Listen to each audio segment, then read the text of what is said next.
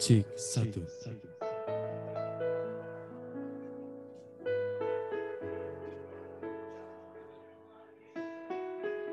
Cek cek tes. Shalom. Shalom. Tunaikan padamu sembahku hanyalah bagimu, hidupku untuk kemuliaan-Mu, semuanya hanyalah bagimu, syukurku tunaikan padamu.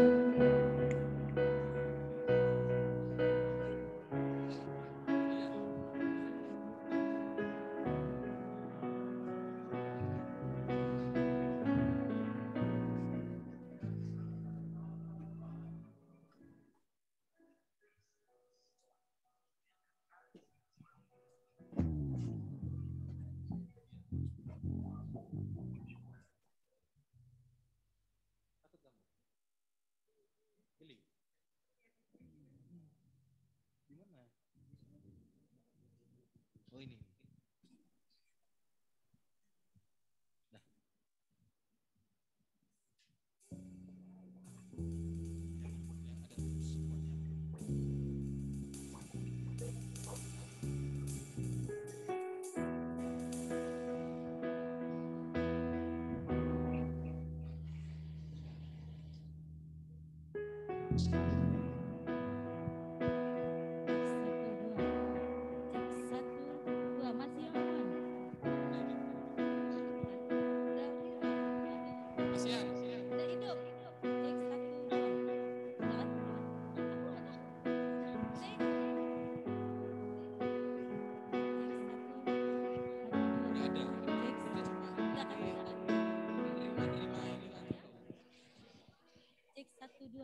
Cek cek syukurku.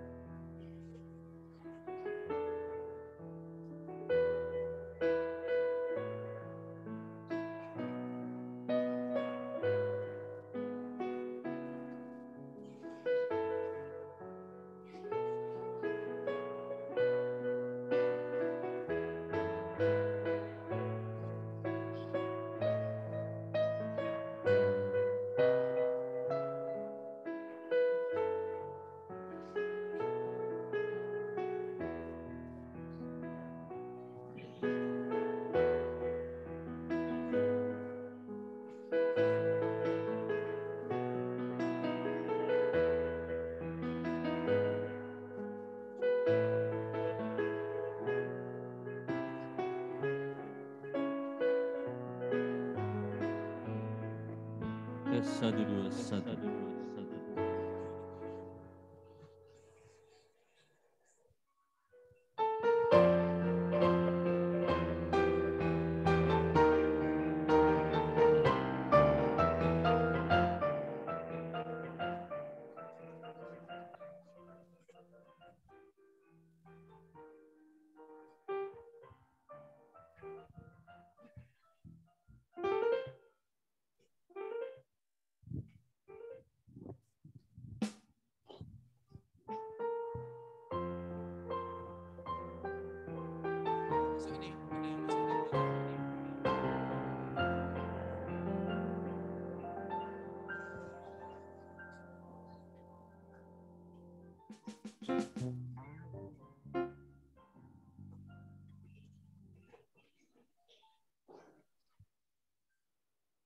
Speakernya yang di atas itu disilang aja.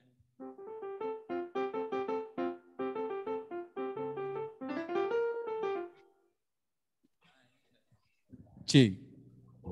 Nah, udah ini.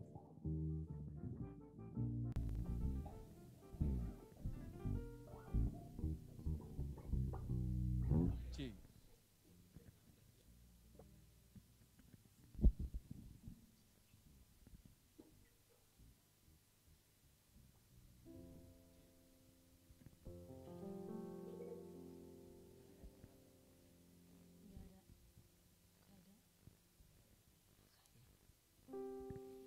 Salam Bapak Ibu di rumah yang dikasihi Tuhan, yang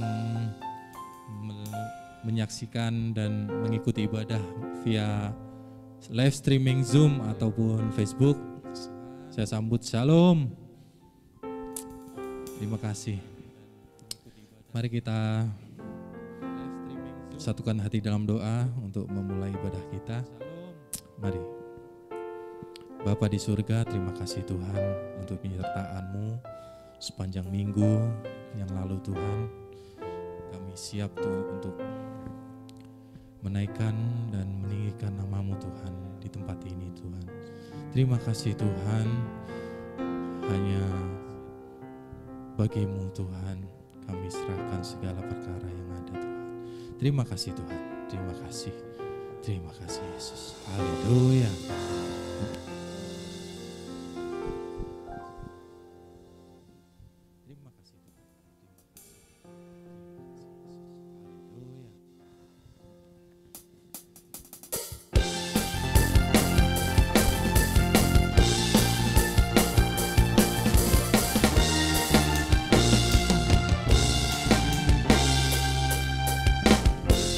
Tuhanlah kekuatan dan mazmurku. Dia gunung batu, Dia gunung batu dan keselamatanku.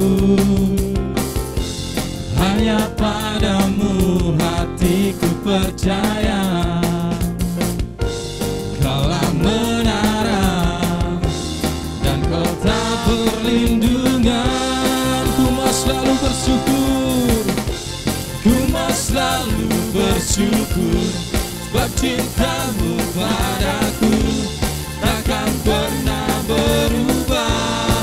Hatiku percaya, walau bumi bergoncang, gunung-gunung beranjak, namun kasih setiamu tak pergi dariku.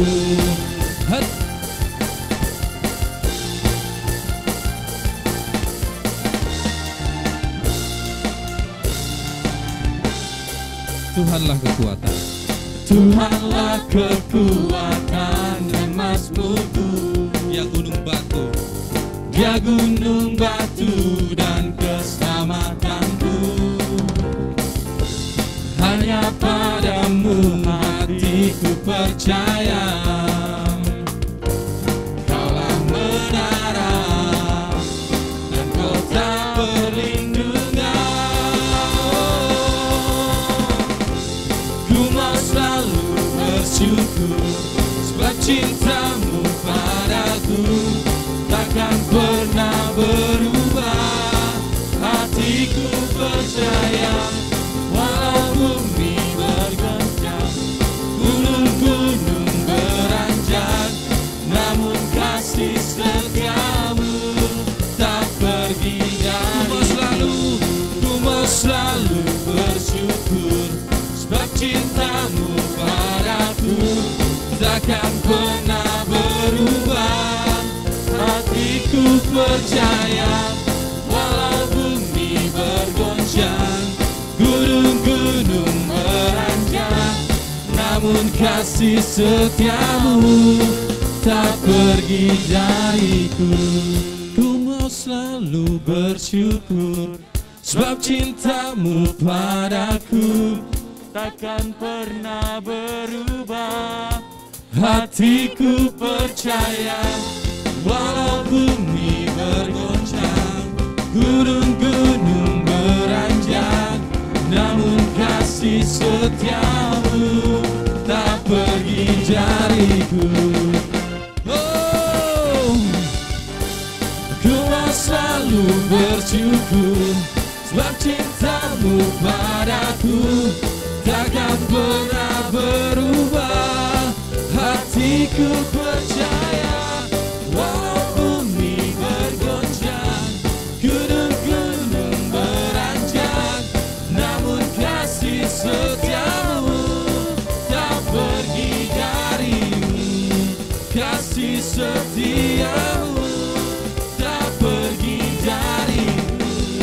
Kasih setiamu tak pergi dariku.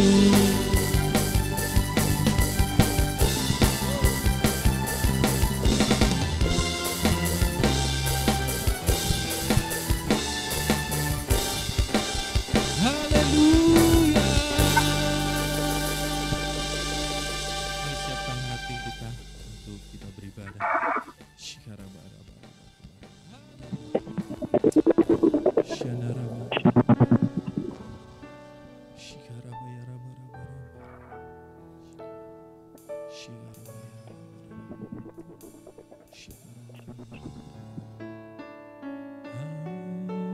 Haleluya. Terima kasih Tuhan, penuhi hatiku dengan hadir-Mu. Ku rindu memandang wajah-Mu, oh Tuhan, di dalam kekudusan. Bawa ku dekat dalam hati-Mu. Ku rindu memandang wajah-Mu, oh Tuhan, di tempat kudus-Mu sekarang. Ku rasakan kasih-Mu, ku rasakan kasih-Mu, dan indahnya kekudusan-Mu, penuhi dengan kasih-Mu, diam di hadirat-Mu, ku mengangkat tanganku dan ku bersyukur menyembah-Mu, penuhi dengan kasih-Mu, diam di hadirat-Mu.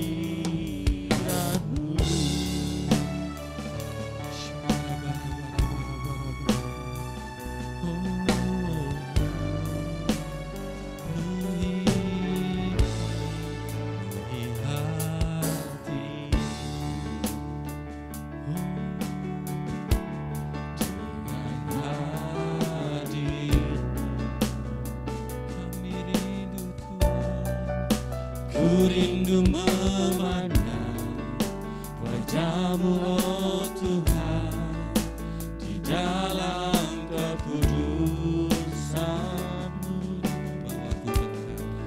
Bawaku dekat dalam hariku. Ku rindu mendengar suara-Mu, oh Tuhan, di tempat kudus-Mu sekarang. Ku rasakan kasih-Mu, dan indahnya kekudusan-Mu, penuhi dengan kasih-Mu, diam di hadirat-Mu, ku mengangkat tanganku dan ku bersyukur menyembah-Mu, penuhi dengan kasih-Mu, diam di hadirat-Mu.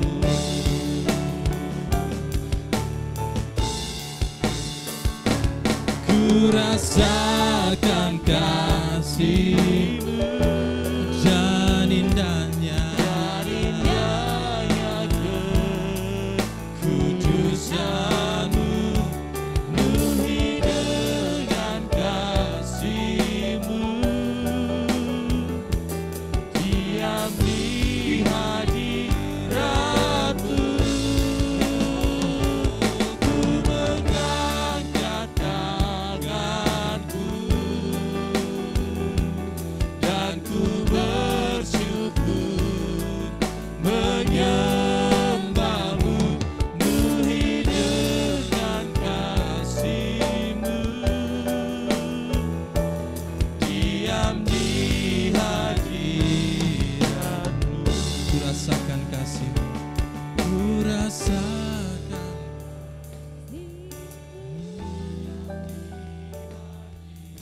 indahnya kekudusan-Mu, penuhi kami Tuhan, penuhi kami dengan kasih-Mu, diam di hadirat-Mu, mengangkat tangan kami, mengangkat tanganku dan ku bersyukur menyembah-Mu,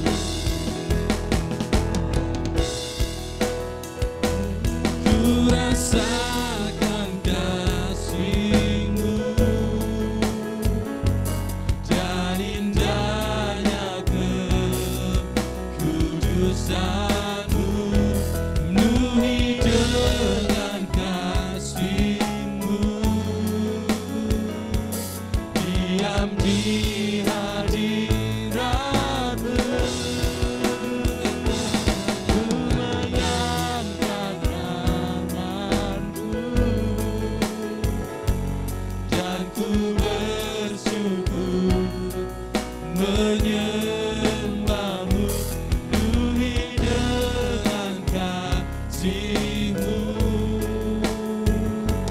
diam di hadirat-Mu,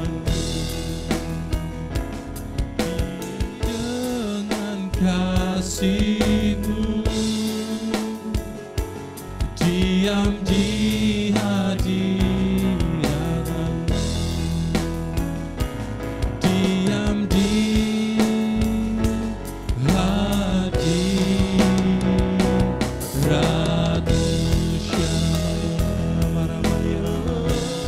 Mari sembah Tuhan, haleluya. Sembah Dia yang layak kita sembah, hanya Yesus. Terima kasih Tuhan, haleluya.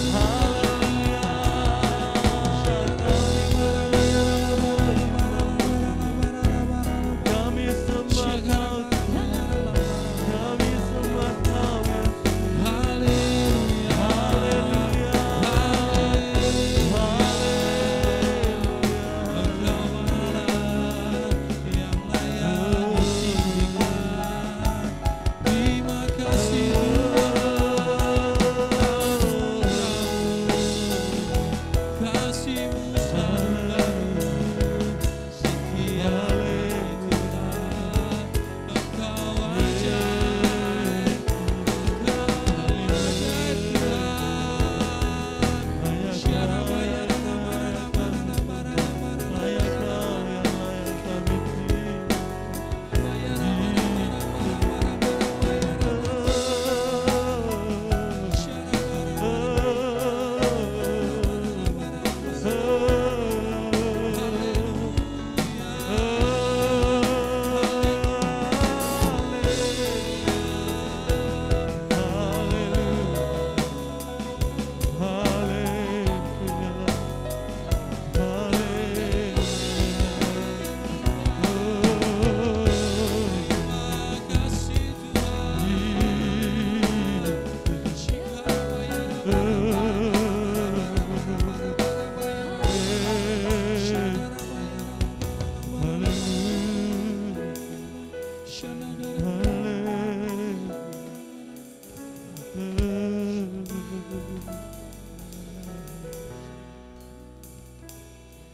Terima kasih Yesus buat kasih-Mu. Kau datang hampiri diriku, Kau tarik hidupku ke tatamu, penuh kemuliaan kekal.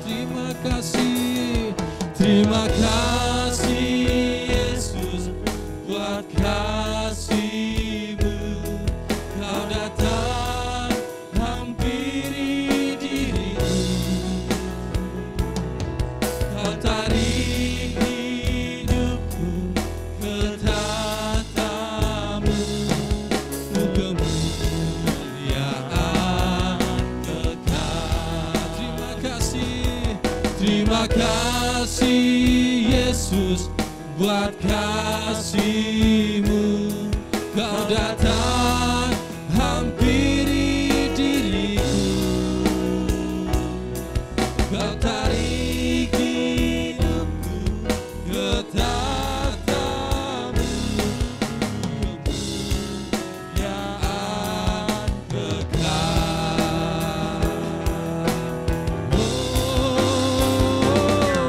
Terima kasih Yesus buat kasih-Mu.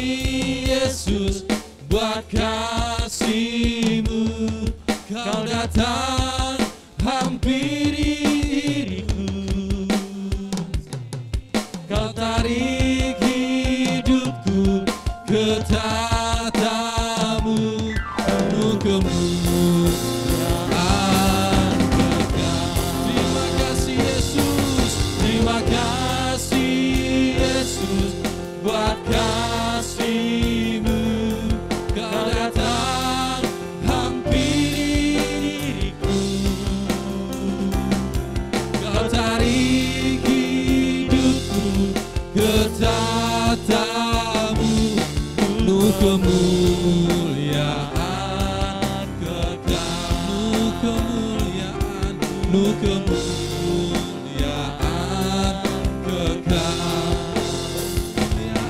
penuh kemuliaan kekal.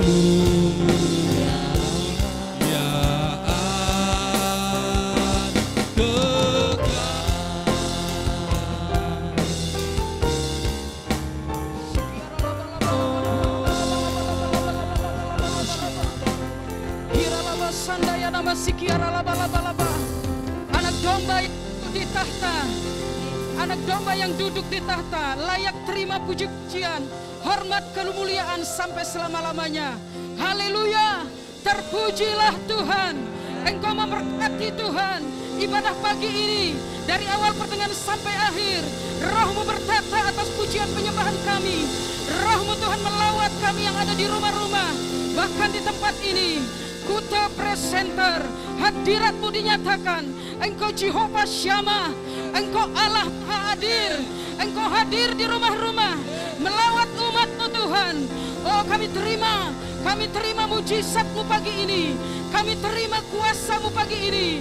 Kami terima Tuhan di dalam roh kami kemerdekaan yang daripada-Mu. Di dalam nama Tuhan Yesus, Engkau memberkati Tuhan firman-Mu yang akan dibagikan pagi ini. Engkau memberkati hamba-Mu Bapak Timotius Asmara yang akan Tuhan membentangkan kebenaran firman-Mu. Biarlah Tuhan diberkati umat-Mu pagi ini. Dan pagi ini kami juga melepaskan shalom bagi Indonesia. Kami membawa Indonesia ke dalam tangan-Mu. Indonesia Tuhan sembuh, Indonesia dipulihkan, Indonesia bangkit. Di dalam nama Yesus Engkau memberkati oh presiden kami Tuhan dan wakil presiden. Engkau memberikan Tuhan, Engkau taruhkan roh hikmat, kesehatan, kesabaran bagi pemimpin negeri ini Tuhan, untuk menghadapi tantangan, ujian yang dihadapi bangsa ini. Di dalam nama Tuhan Yesus, biarlah Engkau taruhkan strategi bagi pemimpin negeri ini untuk mengatasi semua. Engkau memberkati pemerintahan Indonesia Maju Tuhan yang terpilih sampai saat ini. Biarlah mereka Tuhan memiliki roh takut akan Tuhan, bekerja dengan baik sampai menyelesaikan masa tugasnya. Di dalam nama Tuhan Yesus, dan kami membawa pemimpin rohani kami Tuhan, oh Bapak Insinyur Niko Nyoto Raharjo, Tuhan berkati keluarga besarnya, keempat wakilnya. Di dalam nama Tuhan Yesus kami juga membawa Gembala CK5 Bapak Timotius Hardono dan Ibu Indri. Tuhan berkati keluarganya, Tuhan berkati pengembalaan hamba-Mu CK5. Tuhan berkati Tuhan. Biarlah Tuhan yang Engkau taruhkan Tuhan, misi penginjilan, misi dalam media, oh Tuhan pembukaan cabang-cabang, penanaman gereja, diberkati Tuhan. Oh menyelesaikan amanat agung, itu yang Kau nyatakan bagi pelayanan hamba-Mu. Di dalam nama Tuhan Yesus, dan kami juga membawa Pulau Bali ke dalam tangan-Mu. Berkat-Mu turun bagi Pulau Bali, kemuliaan-Mu dinyatakan bagi Bali. Lewat KPC di tempat ini, jadikan Tuhan tempat-Mu ini, rumah-Mu ini sebagai house of prayer, house of mission.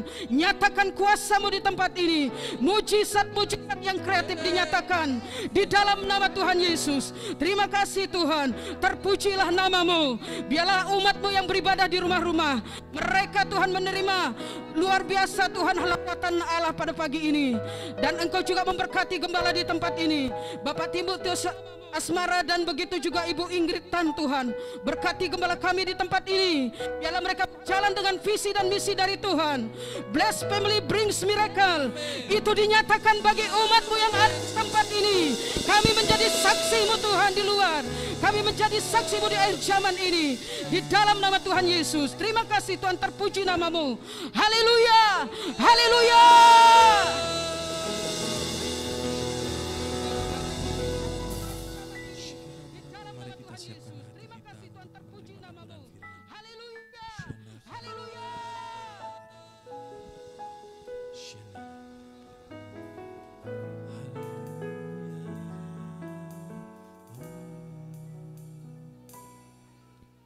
Tiada berubah kuasa nama-Mu, tiada berkesudahan kasih setia-Mu.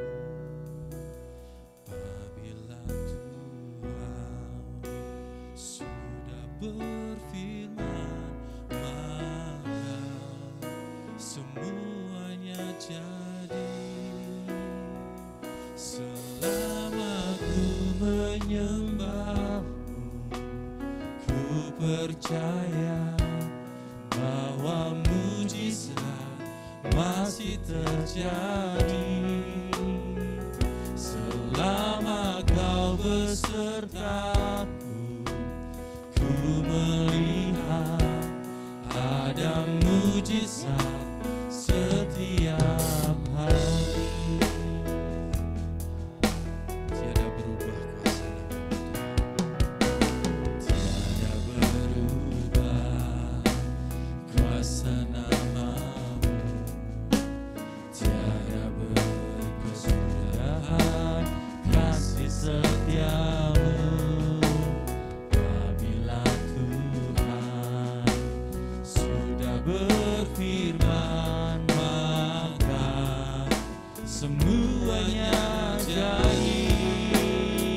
Selama ku menyembahmu, ku percaya bahwa mujizat masih terjadi. Selama kau besertaku, ku melihat ada mujizat setiap hari. Selama ku menyembahmu, ku percaya bahwa mujizat masih terjadi. Selama kau besertaku, ku melihat ada mujizat setiap hari.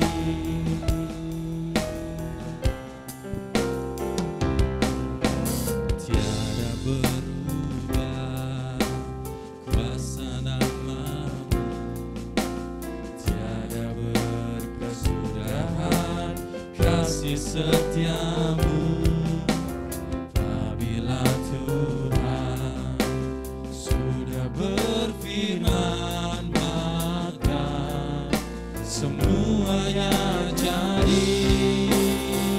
Selama ku menyembahmu, ku percaya bahwa mujizat masih terjadi. Selama kau besertaku, ku melihat ada mujizat setiap hari. Selama ku menyembahmu, ku percaya bahwa mujizat masih terjadi. Selama kau besertaku, ku melihat ada mujizat setiap hari.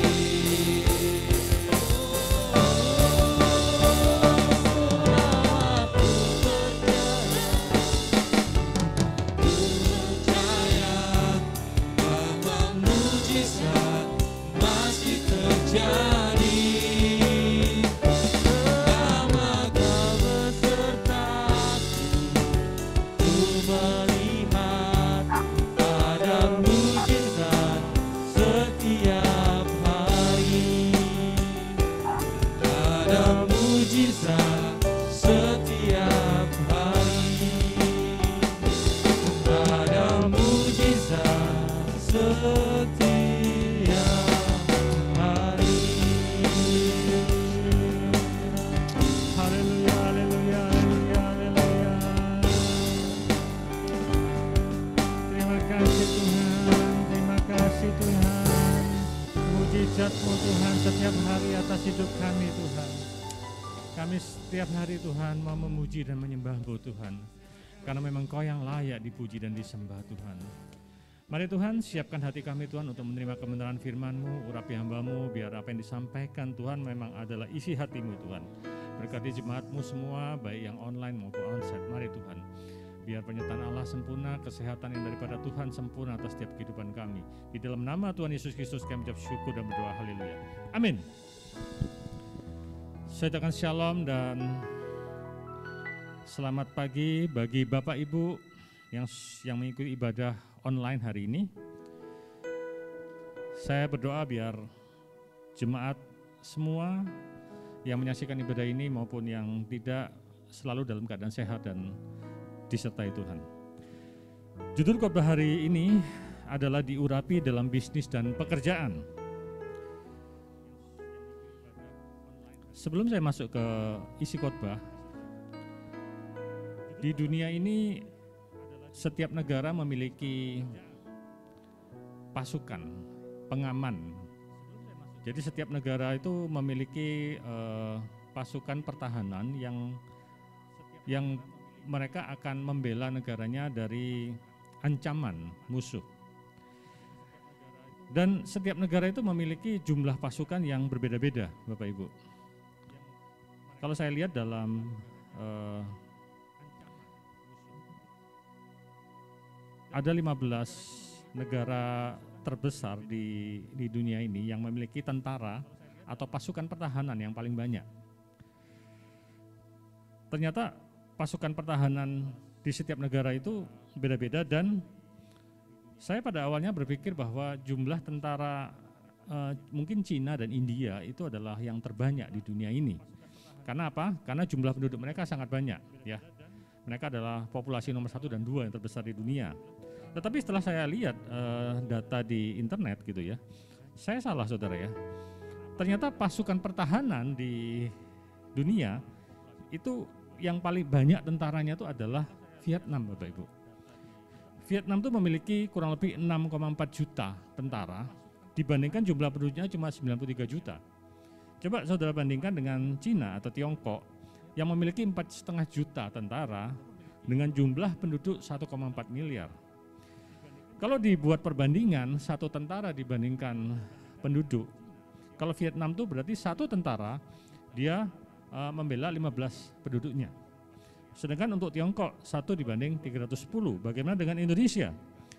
Indonesia ada di peringkat 14 dunia dengan kurang lebih 800.000 tentara dengan penduduk 271 juta. Jadi perbandingannya adalah satu tentara dibanding 324. Apa maksudnya data ini ya dengan apa yang akan saya sampaikan? Saudara, kita setiap hari bekerja di pekerjaan kita, ya. Ada yang bekerja di kantor, ada yang bekerja di rumah sakit, ada yang bekerja di restoran, sekolah, pabrik, dan lain-lain. Kita bekerja dari jam 9 pagi sampai dengan jam 5 sore, dari Senin sampai dengan Sabtu. Ya. Pada saat kita bekerja, kita fokus dengan pekerjaan kita. Kemudian pada hari Minggu kita beribadah ke gereja. Sebagian besar waktu yang kita habiskan di setiap hari dari pagi sampai sore itu di tempat di mana kita bekerja. Kalau kita buat perbandingan, waktu untuk pekerjaan Tuhan atau waktu untuk kita menerima firman Tuhan itu hanya hari Minggu, di mana hari Minggu itu cuman kurang lebih 1 jam atau 2 jam. Apalagi saat ini ya dengan ibadah online ya, rata-rata mereka akan beribadah hanya mungkin 1 jam, nggak lebih ya. Nah, bagaimana kita bisa menjalankan amanat agung atau bagaimana kita bisa firman Tuhan bisa diberitakan ke seluruh dunia, bagaimana penduduk dunia itu bisa mendengar firman Tuhan kalau kita hanya mengandalkan gereja. Di mana gereja hanya beroperasi di hari Minggu dan mereka beroperasi kurang lebih cuma 1-2 jam. Coba kita lihat slide di selanjutnya. Ya, satu pendeta dalam sebuah gereja, kurang lebih kalau kita bicara mengenai satu gereja dengan 100 jumlah jemaat, berarti satu pendeta melayani kurang lebih 100 jemaat, betul ya?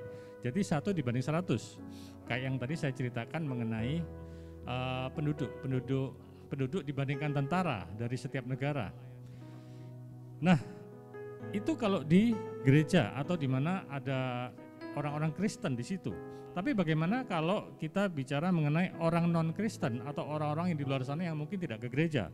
Perbandingannya bukan 1:100 lagi, tapi bisa 1:1000, bisa banding 1:10.000. Betul ya Bapak Ibu ya? Nah, dalam Matius 9 ayat ke-37 dikatakan Yesus kepada murid-muridnya berkata bahwa tuaian memang banyak tetapi pekerja sedikit. Nah, jadi saudara, inti khotbah saya hari ini adalah saya tuh mau sampaikan bahwa amanat agung atau pekabaran Injil itu tidak bisa kita hanya serahkan kepada gereja. Karena apa? Karena gereja hanya beroperasi di hari Minggu, di mana mereka hanya beroperasi kurang lebih 1-2 jam. Kemudian kita juga sadar bahwa sebagian besar pekerjaan orang-orang itu bukan pendeta atau bukan hamba Tuhan, ya. Mereka bisa berprofesi sebagai dokter, pengacara, ya. Kemudian mereka sebagai salesman, kemudian mereka juga bisa beroperasi sebagai cleaning service, ya. Mereka bisa bekerja sebagai pekerja pabrik dan sebagainya. Nah, saudara, kemudian bagaimana kita bisa mengatakan bahwa yuk Tuhan Yesus datanglah. Karena apa? Karena Tuhan Yesus katakan bahwa kalau Injil ini tidak diberitakan di seluruh dunia, Tuhan Yesus belum datang, Bapak Ibu. Nah, jadi kesimpulannya adalah apa? Kesimpulannya adalah pekabaran Injil atau penuai itu tidak bisa diserahkan hanya kepada gereja. Justru kitalah yang ada di dalam dunia kerja ini memiliki tugas yang sama seperti tugas seorang pendeta untuk kita membawa jiwa-jiwa datang kepada Tuhan. Mari kita lihat dalam grafik ini ya. Jadi apa yang harus kita lakukan ya saat ini? Kalau kita bicara kita nggak punya, kalau kita memang punya tugas itu, mungkin sedikit saya kasih gambaran mengenai grafik seperti ini Bapak Ibu. Nah, saat ini kita bekerja dalam sebuah pekerjaan yang sekarang kita kerjakan, rutinitas ya. Nah, banyak dari kita bekerja tetapi kita nggak puas dengan pekerjaan kita, gitu ya Bapak Ibu, saudara-saudara. Kita bekerja tapi kita tuh tidak merasa bahwa passionnya kita di sana. Nah, untuk itu kita harus selain bekerja, kita juga harus menemukan namanya panggilan. Panggilan kita tuh di mana? Panggilan kita tuh tidak harus kita berhenti bekerja, tapi kita bisa bekerja, tapi kita bisa melaksanakan panggilan yang ada Tuhan taruh dalam diri kita, ya. Saya pernah melihat bahwa ada seorang satpam atau security di suatu daerah, dia tuh punya passion untuk apa? Untuk melayani orang-orang gila, orang-orang gelandangan. Jadi setelah dia bekerja sebagai security, dia di waktu senggangnya dia tuh mencari orang-orang gila, orang-orang gelandangan. Kemudian mereka dimandikan, dikasih baju yang bagus, yang layak, kemudian mereka dikasih makan. Mereka dijadikan orang-orang yang dihargai. Mereka tidak dibuang ya. Nah, itu namanya panggilan atau passion ya. Nah, tugas kita sebagai orang-orang percaya adalah selain kita bekerja dengan pekerjaan yang sekarang kita kerjakan, kita juga harus menemukan panggilan. Panggilan kita tuh di mana? Ya. Jadi sekali lagi panggilan kita tuh tidak harus kita harus berhenti bekerja. Kemudian setelah kita menemukan panggilan kita tuh apa sih? Panggilan itu adalah sesuatu keinginan yang sangat kuat sehingga kita tuh merasa kalau kita melakukannya, itu kita tuh merasa kayak menemukan apa yang kita cari selama ini. Ada kepuasan batin, ya. Biasanya itu dilakukan berhubungan dengan sesuatu yang ilahi atau sosial ya. Jadi sesuatu yang kalau kita kerjakan itu kita tuh rasanya puas, ya. Ada sesuatu yang sangat kuat walaupun tidak ada duitnya, ya. Nah, itu namanya panggilan, Bapak Ibu ya. Nah, panggilan sekali lagi tidak melulu pekerjaan, ya. Panggilan itu banyak hal. Nah, setelah kita menemukan panggilan kita, ada yang paling penting daripada itu. Kita harus tahu bahwa tujuan kita sesungguhnya adalah nanti di masa kekekalan ya. Setelah kita mati, itu apa yang akan buah apa yang kita hasilkan dari selama hidup kita. Nah, untuk itu kita membutuhkan namanya pengurapan. Pengurapan itu adalah bahasa gampangnya itu adalah restu atau restu daripada Tuhan. Ya, jadi kalau kita melihat raja-raja di zaman Perjanjian Lama itu mereka diurapi itu dikasih minyak, ya, dia diurapi dan dia ditabiskan sebagai raja atau dia ditabiskan sebagai seorang nabi. Begitu pula raja-raja yang ada sekarang juga mereka ditabiskan. Nah, pengurapan itu bicara mengenai pentahbisan daripada Tuhan, pengurapan, ya, restu daripada Tuhan bahwa kita tuh memang walaupun kita bekerja sebagai, kita bicara sekarang banyak yang mungkin ojek online, ya. Kita bekerja sebagai ojek online, tetapi kita dapat pengurapan daripada Tuhan dalam pekerjaan kita. Sehingga apa? Selain kita bisa bekerja menghasilkan uang, kita bisa berkarya, berbuah buat Tuhan. Amin ya, Bapak Ibu ya. Nah, itu yang dimaksud dengan pengurapan dalam pekerjaan kita. Cuma yang jadi masalah adalah saat ini sebagian besar dari orang-orang yang bekerja atau orang-orang di dunia kerja, mereka tidak merasa bahwa pekerjaan mereka itu sungguh berarti gitu ya. Nah, tipuan setan atas pekerjaan dan pelayanan itu yang pertama adalah kita menganggap bahwa pekerjaan kita itu tidak rohani, ya. Jadi orang-orang di dunia kerja itu merasa bahwa mereka itu hanya dituntut untuk menghasilkan uang untuk mensupport gereja gitu ya. Nah, ini sesuatu yang salah. Yang kedua adalah pekerjaan kita tidak memiliki otoritas rohani. Jadi pekerjaan yang kita lakukan itu tidak ada otoritas rohaninya. Kemudian kebohongan ketiga yaitu pekerjaan sekuler dan rohani tidak bisa disatukan. Ya, banyak yang beranggapan bahwa sekuler, ya, duniawi itu tidak bisa disatukan dengan rohani. Pelayanan tidak bisa disatukan dengan pekerjaan kita. Kemudian yang dimaksud pelayanan, kebohongan keempat adalah pelayanan itu adalah tempat melayani di gereja, bukan di tempat kerja kita, ya. Kemudian kebohongan yang berikutnya adalah pekerjaan kita tidak berarti karena kita tuh banyak hal yang kita bekerja tuh secara tidak benar, ya. Jadi kita merasa bahwa kerjaan kita tuh gak layak untuk dijadikan sebuah hal yang dikatakan rohani. Kemudian ada yang juga beranggapan bahwa pekerjaan kita itu adalah kutuk. Ya, dalam Kejadian 3 itu dikatakan bahwa Adam dikutuk gara-gara dosanya, ya. Jadi kebohongan yang berikutnya adalah manusia saat ini menyadari bahwa apa yang kita kerjakan itu adalah kutuk. Karena kita dikutuk, jadi kita harus bekerja. Kemudian apa yang harus kita lakukan? Apakah hal-hal itu benar? Kalau kita lihat dalam Alkitab, kebenaran tentang dunia kerja di dalam Alkitab, yuk kita lihat. Kebenarannya adalah yang pertama, Yesus itu adalah seorang tukang kayu, betul ya. Jadi selama umur 1 sampai umur 30, dia itu adalah murni tukang kayu dan dia bekerja di dunia kerja. Ayahnya tukang kayu, dia juga tukang kayu. Kemudian kebenaran Alkitab yang berikutnya adalah sebagian besar tempat pelayanannya Yesus itu ada di dunia kerja, bukan di gereja atau di bait Allah, ya. Ada kurang lebih 132 kejadian dalam Alkitab. Itu diceritakan mengenai bahwa Yesus melayani itu di marketplace, di dunia kerja, bukan di bait Allah. Kemudian perumpamaan Yesus tentang banyak hal. Dari 52 perumpamaan yang ditulis dalam Alkitab, ada kurang lebih 45 itu bicara mengenai dunia kerja juga.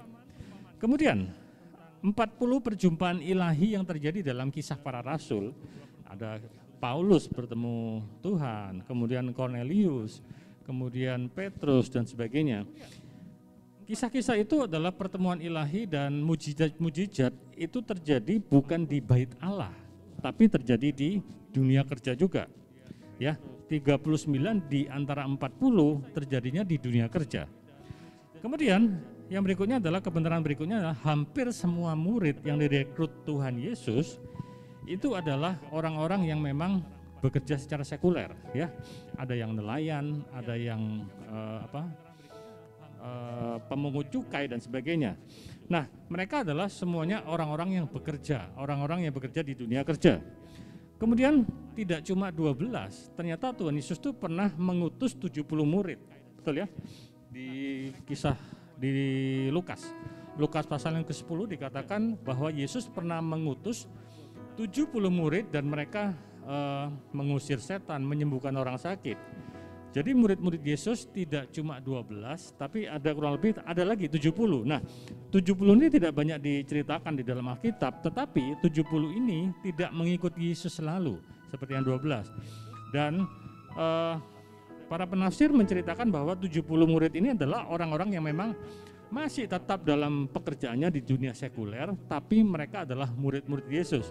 Mereka adalah orang-orang yang melayani di dunia kerja. Jadi kesimpulan Alkitab tentang dunia kerja itu apa?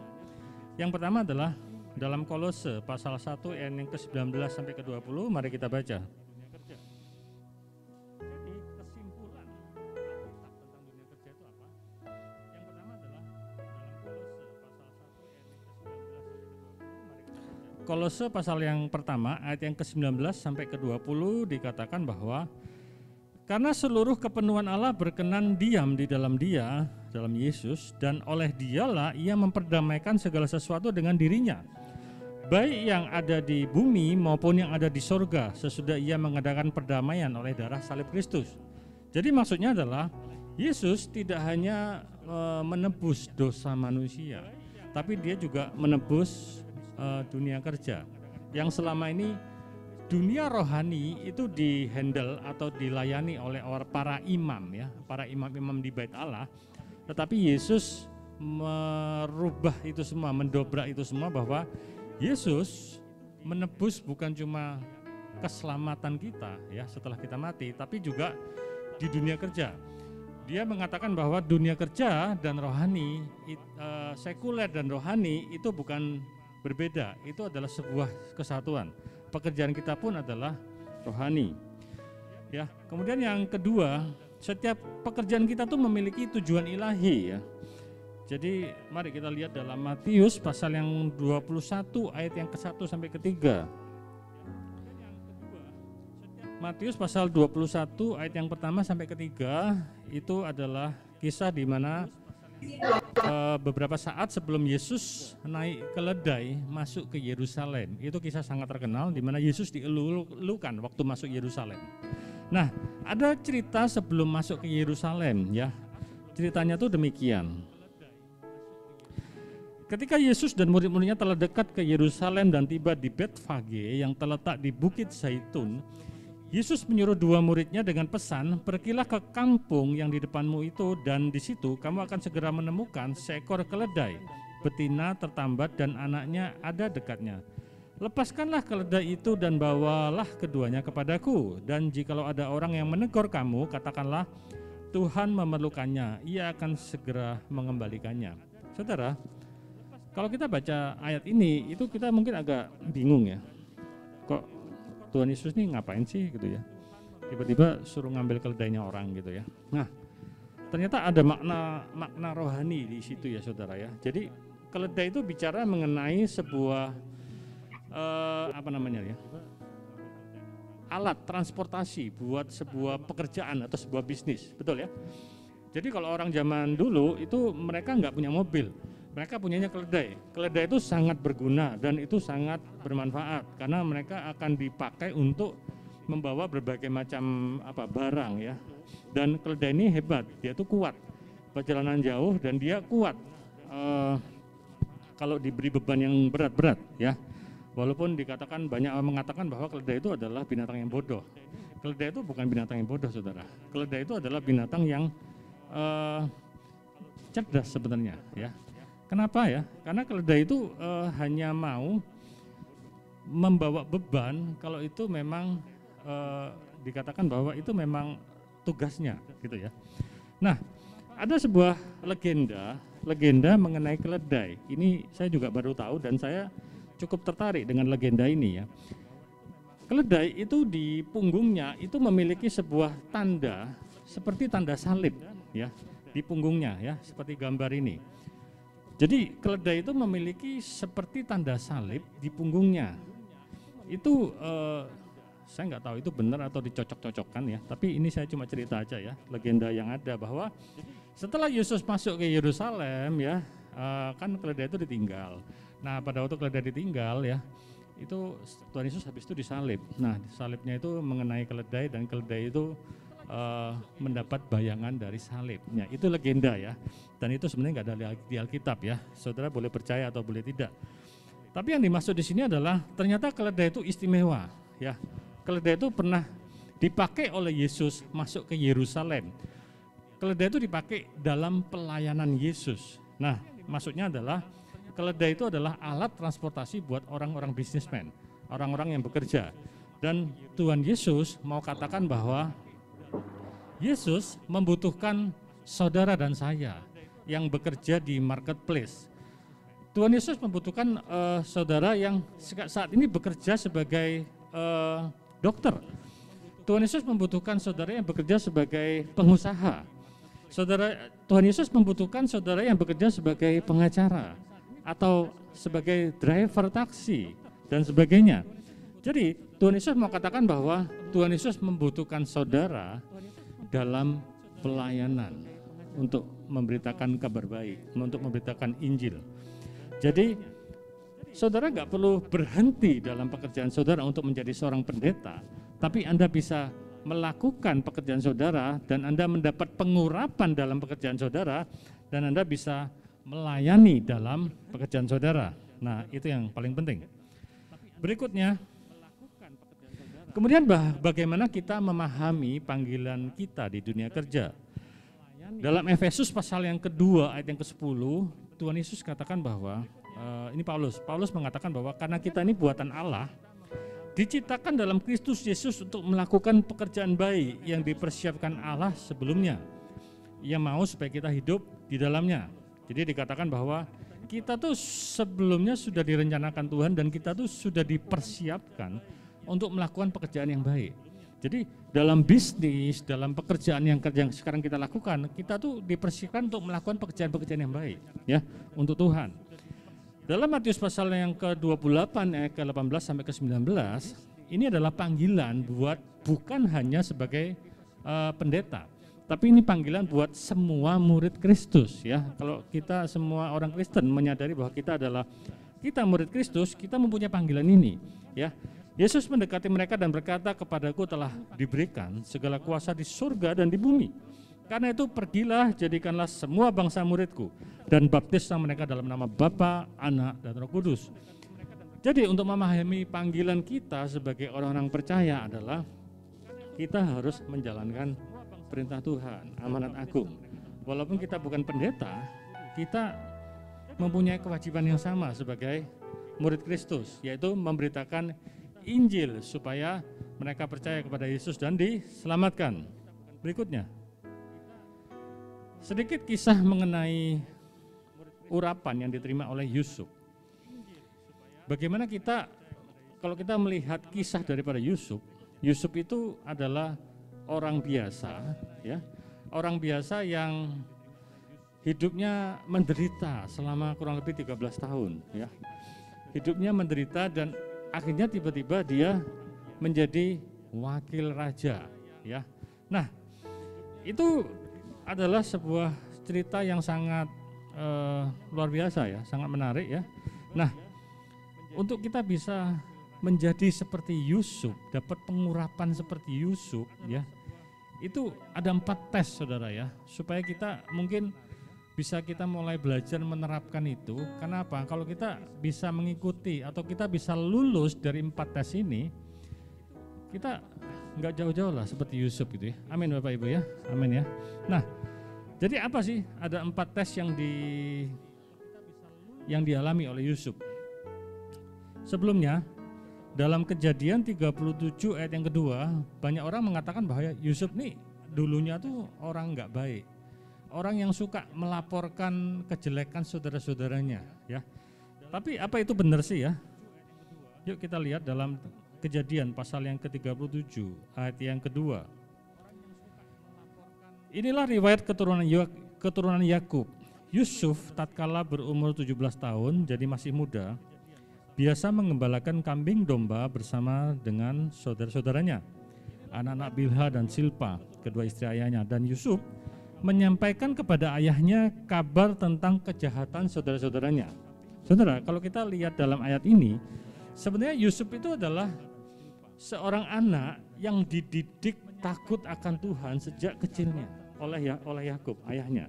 Ya, buktinya apa? Buktinya ini. Pada waktu mereka bekerja bersama-sama mengembalakan kambing domba dengan kakak-kakaknya, Yusuf itu melaporkan kejahatan, bukan melaporkan berita hoax gitu ya, berita-berita yang nggak benar, bukan ya, atau memfitnah saudara-saudaranya, bukan ya. Tapi yang di sini dikatakan bahwa Yusuf itu melaporkan kejahatan saudara-saudaranya. Jadi saudara, sebenarnya Yusuf ini dari kecilnya sudah dididik takut akan Tuhan. Nah, 4 tes yang dialami oleh Yusuf, yang pertama adalah, singkat aja ya, loving your enemy atau mengasihi musuhmu. Ini adalah yang terberat yang dialami oleh Yusuf. Karena apa? Yusuf itu dari hidup enak, tiba-tiba dia dibuang, dijual sebagai budak, dibuang ke sumur, dijual sebagai budak, kemudian akhirnya dia masuk penjara, kemudian pokoknya dia dizalimi terus lah ya, selama 13 tahun ya. Ini sebenarnya hal yang paling berat yang dia alami. Karena apa? Karena pada saat dia bertemu dengan saudara-saudaranya pada waktu dia sudah menjadi wakil dari Fir'aun, dia tuh sebenarnya punya kesempatan untuk membalas saudara-saudaranya, tapi dia nggak lakukan. Tapi dia sadar bahwa Tuhan yang taruh dia di situ. Jadi tes yang Yusuf lulus yang pertama adalah dia mengasihi musuhnya, ya. Yang kedua adalah Yusuf juga lulus dalam hal kekudusan, tes moral ya. Jadi bagaimana kita tahu bahwa Yusuf itu digoda oleh istri Potifar dan dia lari, ya, lari daripada istri Potifar. Dan ini menunjukkan bahwa dia lulus dalam tes kekudusan ya. Jadi kalau saudara-saudara mengalami tes ini, itu kuncinya cuma satu, yaitu lari ya. Jadi jangan dinego. Kalau kayak gini jangan dinego ya. Godaan seperti ini jangan dinego, tapi lari seperti Yusuf. Kemudian yang ketiga adalah tes ketekunan ya. Yusuf itu tekun, betul ya. Di mana dia itu selama 13 tahun dikatakan bahwa dia itu tidak punya cacat dan celah ya. Dia setia menunggu, dia setia percaya kepada Tuhan selama 13 tahun dalam kesengsaraan dia. Kemudian yang keempat, dia juga lulus dalam hal penata layanan atau kepercayaan yang dipercayakan kepada dia. Bagaimana dia dipercaya oleh Potifar, bagaimana dia dipercaya oleh kepala penjara, sampai kepala penjara itu tidak perlu melakukan apa-apa, diserahkan semua kepada Yusuf. Karena Yusuf ini adalah orang-orang yang cakap ya. Jadi saudara, kalau kita mau mendapat pengurapan seperti Yusuf, bonusnya ini ada dalam Kejadian 41 saudara ya. Dalam Kejadian 41 ayat ke-38 sampai 40 dikatakan, lalu berkatalah Fir'aun kepada pegawainya, mungkinkah kita mendapat orang seperti ini, orang yang penuh dengan roh Allah? Kata Fir'aun kepada Yusuf, oleh karena Allah telah memberitahukan semuanya ini kepadamu, tidaklah ada orang yang demikian berakal budi dan bijaksana seperti engkau. Engkaulah yang menjadi kuasa atas istanaku, dan kepada perintahmu seluruh rakyatku akan taat. Hanya tahta inilah kelebihanku daripadamu. Fir'aun mengangkat Yusuf pada waktu dia dikeluarkan dari penjara menjadi wakil daripada Fir'aun.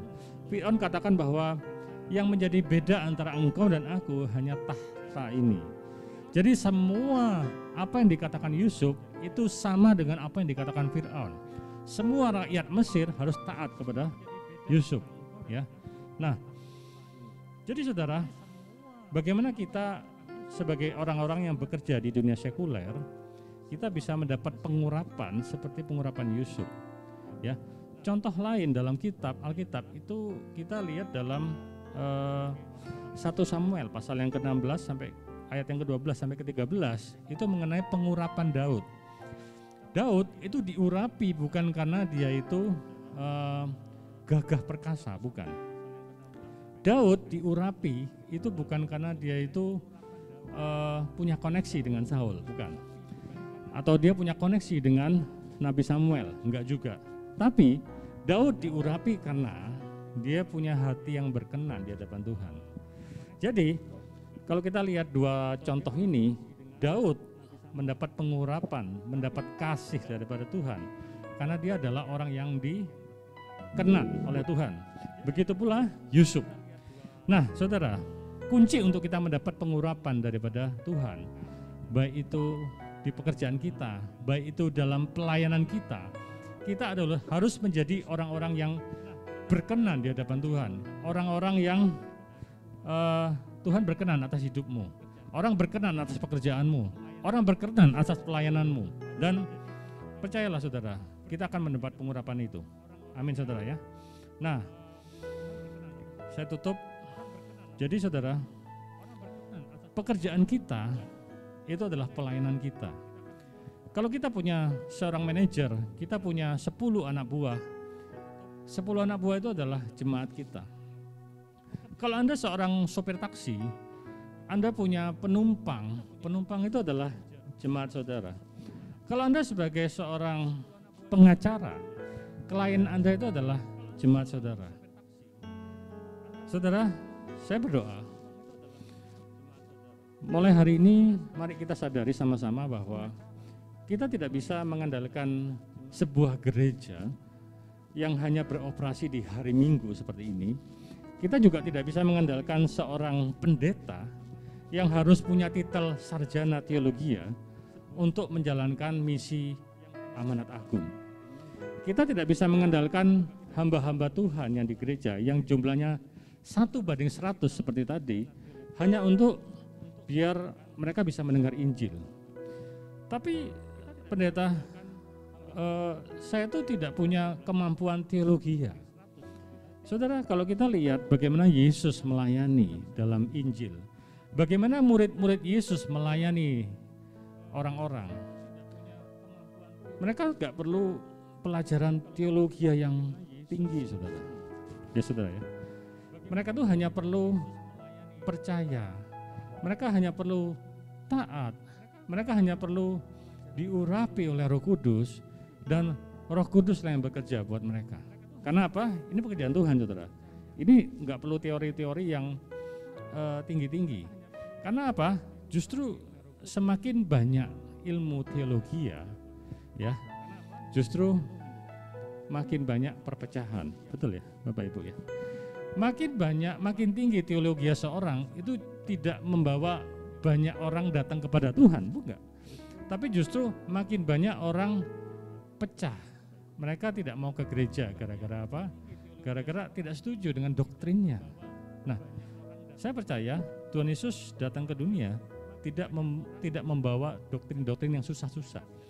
Tuhan Yesus datang ke dunia, kita hanya dituntut untuk mempercayai bahwa Yesus itu datang sebagai juru selamat, dan pada saat kita percaya kepada Dia, kita diselamatkan. Ya, Tuhan Yesus di Matius 28 tadi dikatakan bahwa tugas kita saat ini, ya, baik Anda pendeta maupun Anda orang-orang yang bekerja di dunia sekuler, tugas kita adalah, yuk beritakan Injil dan ajarlah mereka, muridkan mereka. Ya, kalau belum dibaptis, mereka dibaptis. Dan saya percaya melalui cara ini kita akan segera menjadikan semua bangsa menjadi murid Tuhan. Amin, amin. Mari kita akan tutup ibadah ini, khotbah saya, dengan kita menaikkan sebuah pujian.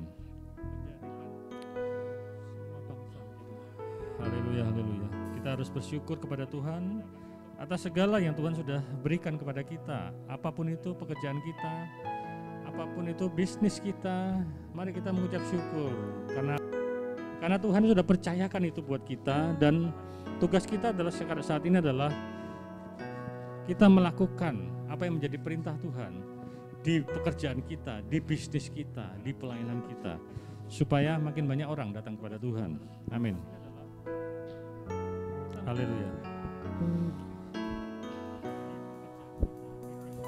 Syukurku ku naikkan padamu, sembahku hanyalah untukmu, hidup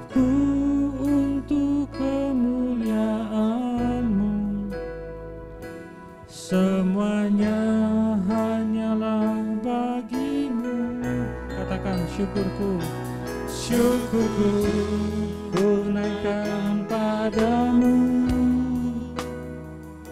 sembahku hanyalah bagimu,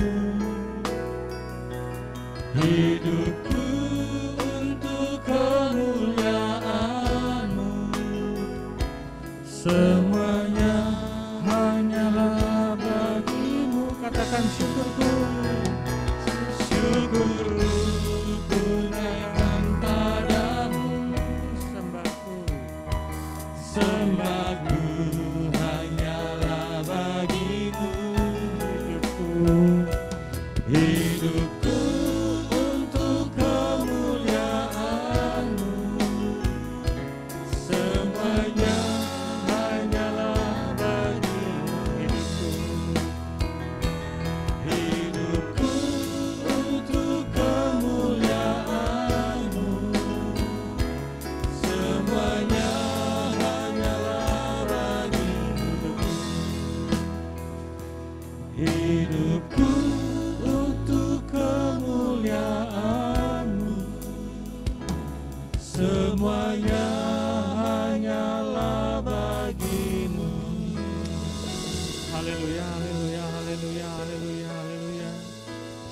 Mari saudara, saya ajak semua kita untuk berdoa kepada Tuhan, mengucap syukur atas segala pekerjaan yang Tuhan sudah sediakan buat kita. Oh Yesus, terima kasih Tuhan. Terima kasih Yesus. Ampuni kami Tuhan, kalau mungkin kami selama ini tidak puas Tuhan atas pekerjaan kami Tuhan. Mungkin kita tidak sedang protes kepada Tuhan, bagaimana Tuhan? Aku saat ini tidak bekerja di tempat di mana aku suka. Aku bekerja di mana tempat aku sebenarnya bukan sangat tidak puas dengan pekerjaanku saat ini. Atau mungkin bisnisku sekarang ini mengalami keterpurukan yang sangat. Dan aku merasa bahwa aku salah dalam menjalankan bisnis ini atau salah memilih bisnis ini. Saudara, saya percaya Tuhan tahu apa yang menjadi panggilan saudara. Tuhan tahu apa yang menjadi passion saudara. Mari saudara, kalau saat ini mungkin Anda bekerja di tempat di mana Anda nggak suka, atau mungkin Anda saat ini bekerja di mana Anda nggak puas dengan pekerjaan saudara, nggak apa-apa saudara. Justru mungkin di tempat inilah Tuhan mau pakai saudara untuk melayani Tuhan. Mari saudara, panggilan saudara bukan harus berhenti pekerjaan atau berpindah pekerjaan. Tapi panggilan saudara adalah bagaimana saudara bisa memuliakan Allah melalui pekerjaan saudara. Bagaimana banyak jiwa-jiwa dimenangkan melalui pekerjaan saudara. Mari saudara, aku mau berdoa saat ini buat kita semua. Tuhan, seperti Yusuf dan Daud Tuhan, Engkau mengurapi Yusuf dan Daud Tuhan. Dan kami sama-sama melihat Tuhan, bahwa mereka adalah orang-orang yang berhasil Tuhan. Mereka adalah orang-orang yang dimuliakan di akhir hidupnya Tuhan. Mari Tuhan, kami mau Tuhan, kami mau mendapat pengurapan yang sama Tuhan. Di pekerjaan kami, di pelayanan kami, di hidup kami Tuhan. Mari Tuhan, ajar kami Tuhan untuk hidup berkenan di hadapan-Mu Tuhan. Ajar kami Tuhan untuk kami bisa melewati tes-tes Tuhan dalam kehidupan ini seperti Yusuf Tuhan. Karena kami percaya Tuhan, pada saat kami melewati tes-tes itu dan kami lulus Tuhan, nama-Mu dimuliakan Tuhan, dan kami juga ikut dipermuliakan bersama Engkau Tuhan. Terima kasih Tuhan, terima kasih Tuhan. Berkati kami semua Tuhan, jemaat-Mu yang ada di tempat ini maupun semua yang mengikuti live streaming ini Tuhan. Mari Tuhan, kami berdoa Tuhan.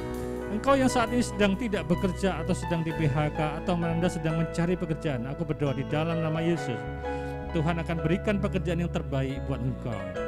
Tuhan akan berikan jalan di mana engkau mungkin selama ini sedang mencari jalan untuk sebuah bisnis, tapi engkau belum menemukan yang tepat. Tuhan, saat ini aku berdoa di dalam nama Yesus, engkau dipertemukan dengan orang-orang yang tepat, engkau diketemukan dengan bisnis-bisnis yang tepat. Dan aku percaya Tuhan, mari Tuhan, pakai kami Tuhan, dalam pekerjaan kami, dalam bisnis kami Tuhan, dan urapi kami Tuhan, supaya kami bisa menjalankan bisnis pekerjaan kami dan kami bisa berbuah Tuhan dalam pekerjaan dan bisnis kami Tuhan. Nama Tuhan dipermuliakan Tuhan, karena kami sama-sama percaya bahwa pekerjaan kami adalah pelayanan kami Tuhan. Mari Tuhan pakai kami semua Tuhan dalam kondisi yang serba susah ini Tuhan. Kami percaya Tuhan, bersama Engkau Tuhan, kami lebih daripada orang menang Tuhan. Terima kasih Tuhan, terima kasih, kemuliaan hanya bagimu. Hanya di dalam nama Tuhan Yesus Kristus, mari yang telah diberkati Tuhan, sama-sama katakan amin. Tuhan Yesus memberkati. Hanya di dalam nama Tuhan Yesus Kristus, Bapak Ibu semua, mari yang telah diberkati Tuhan, mari kita saksikan MS amin. Tuhan Yesus memberkati.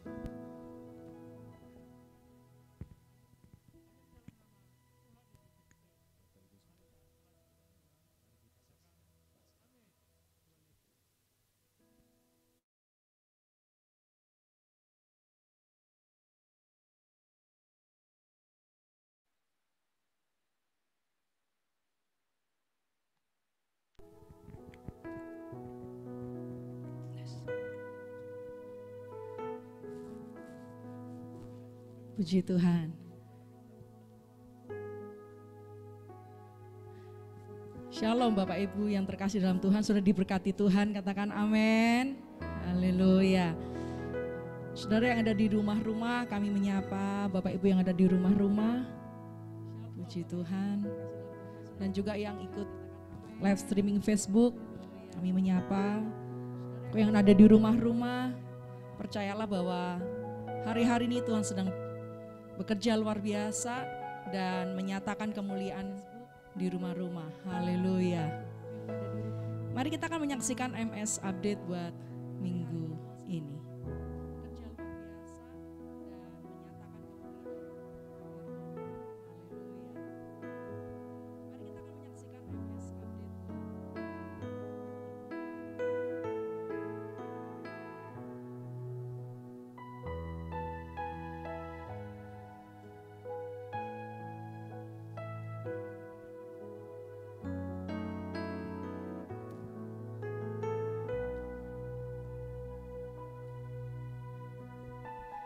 Ya, sambil menunggu MS Update, mari kita akan baca sama-sama Mazmur 91 Bapak Ibu. Mari Bapak Ibu yang ada di rumah-rumah, kita akan baca Mazmur 91. Ada Alkitab, mari kita baca bersama-sama. Orang yang duduk dalam lindungan yang maha tinggi dan bermalam dalam naungan yang maha kuasa akan berkata kepada Tuhan, tempat perlindunganku dan kubu pertahananku, Allahku yang kupercayai. Sungguh dialah yang akan melepaskan engkau dari jerat penangkap burung, dari penyakit sampar yang busuk. Dengan kepaknya ia akan menudungi engkau, di bawah sayapnya engkau akan berlindung. Kesetiaannya ialah perisai dan pagar tembok. Engkau tahu saat takut terhadap kedahsyatan malam, terhadap panah yang terbang di waktu siang, terhadap penyakit sampar yang berjalan di dalam gelap, terhadap penyakit menular yang mengamuk di waktu petang. Walau 1000 orang rebah di sisimu dan 10.000 di sebelah kananmu, tetapi itu tidak akan menimpamu. Engkau hanya menontonnya dengan matamu sendiri dan melihat pembalasan terhadap orang-orang fasik. Sebab Tuhan ialah tempat perlindunganmu, yang maha tinggi telah kau buat tempat perteduhanmu. Malapetaka tidak akan menimpa kamu dan tulah tidak akan mendekat kepada kemahmu. Sebab malaikat-malaikatnya akan diperintahkannya kepadamu untuk menjaga engkau di segala jalanmu. Mereka akan menatang engkau di atas tangannya, supaya kakimu jangan terantuk kepada batu. Singa dan ular tedung akan kau langkahi. Engkau akan menginjak anak singa dan ular naga. Sungguh hatinya melekat kepadaku, maka aku akan meluputkannya. Aku akan membentenginya, sebab ia mengenal namaku. Bila ia berseru kepadaku, aku akan menjawab. Aku akan menyertai dia dalam kesesakan. Aku akan meluputkannya dan memuliakannya.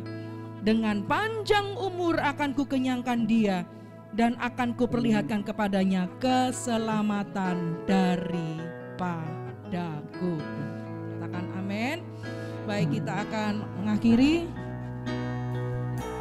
Syukurku ku naikkan padamu,